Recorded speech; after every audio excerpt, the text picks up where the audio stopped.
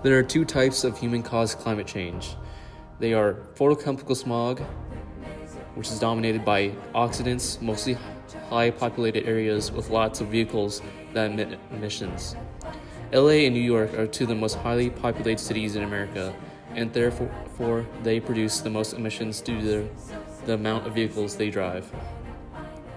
Industrial smog is dominated by sulfur dioxide and sulfate compounds. As the name implies, it is usually emitted by industries and factories. This is mainly caused by human activity, such as in factories, machinery, and human uses.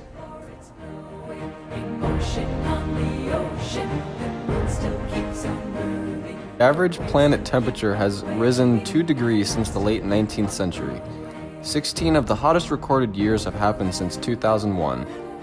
In fact, 2016 has been recorded as the hottest year on record.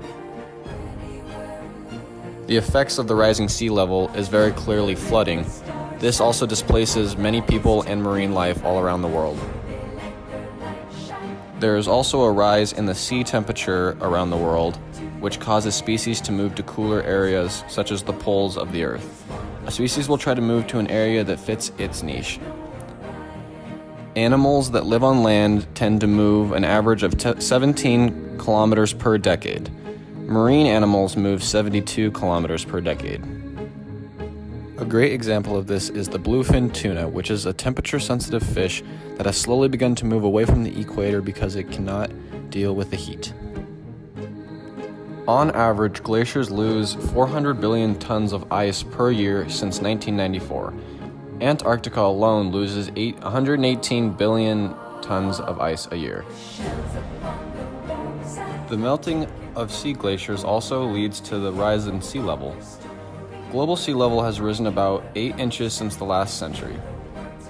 In fact, the rate in the last 2 decades has doubled. Climate change is also shown by changes in the weather.